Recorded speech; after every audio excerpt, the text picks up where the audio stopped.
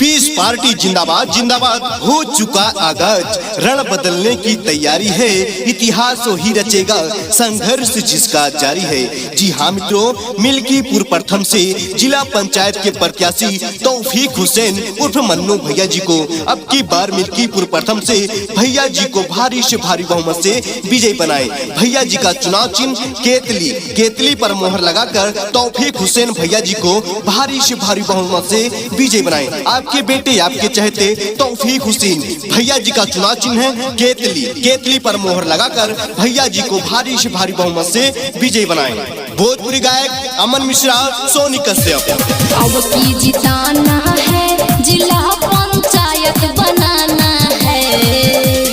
अब की जिताना है, जिला पंचायत बनाना है। चुनाव चिन्ह के ताली पे भैया अब की मोहर लगाना है, ये तौफीक हुसैन भैया जी को भारी मतों से जिताना है। अब की जिताना है, जिला पंचायत बनाना है। चुनाव चिन्ह के ताली पे भैया अब की मोहर लगाना है, ये तौफीक हुसैन भैया जी को भारी मतों से जिताना है। मिल्कीपुर प्रथम से तौफीक हुसैन भैया उतर पड़े हैं मैदान में। अब की बार जिला पंचायत के चुनाव में उतर पड़े हैं लेकर अपना चुनाव चिन्ह केतली, केतली पर मोहर लगाकर अपने बेटे अपने चहेते तौफीक हुसैन उर्फ मन्नू भैया जी को अब की बार जिला पंचायत के चुनाव में मिल्कीपुर प्रथम से भैया जी को भारी से भारी बहुमत से विजय बनाए। जी हाँ मित्रों, आपके बेटे आपके चहेते का चुनाव चिन्ह केतली, केतली पर मोहर लगाकर भैया जी को भारी से भारी बहुमत से विजयी बनाए।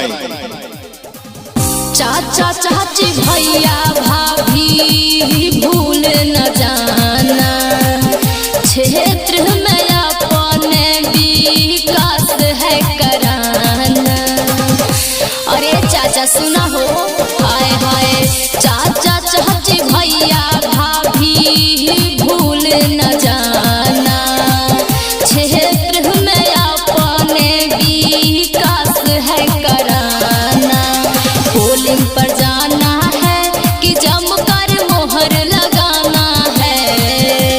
पोलिंग पर जाना है कि जमकर मोहर लगाना है। चुनाव चिन्ह के ताली पे भैया अब की मोहर लगाना है, कि तौफीक हुसैन भैया जी को भारी मतों से जिताना है। सुना है आज समंदर को बड़ा गुमान आया है, सुना है आज समंदर को बड़ा गुमान आया है, और मेरी कश्ती उधर ही ले चलो जिधर तूफान आया है। जी हाँ मित्रों, ये कहना है तौफीक हुसैन उर्फ मन्नू भैया जी का।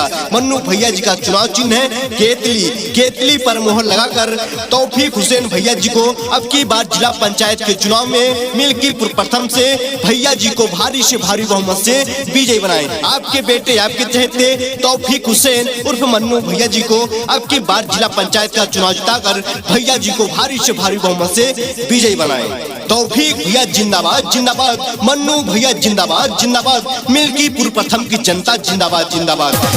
दुखी हो गरीबों का ये रखते ख्याल है, क्षेत्र की जनता के करते देखभाल है।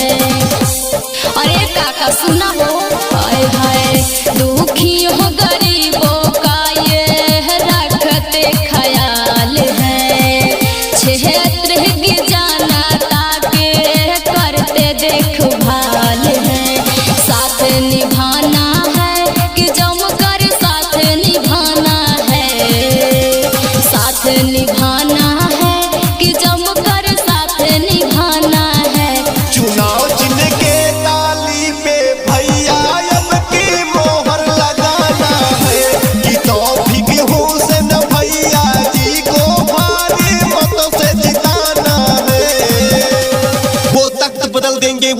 बदल देंगे, वो तख्त बदल देंगे, वो ताज बदल देंगे और आने वाले समय में हम पैमानों का साम्राज्य बदल देंगे। ये कहना है मिल्कीपुर प्रथम से युवा तेज तर्रार प्रत्याशी तौफीक हुसैन उर्फ मन्नू भैया जी का।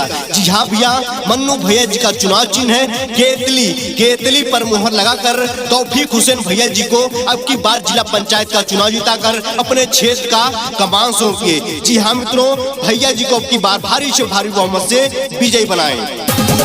नाली खड़ंजा पक्की रोड बनवाएंगे, जो काम हुआ नहीं करके दिखाएंगे।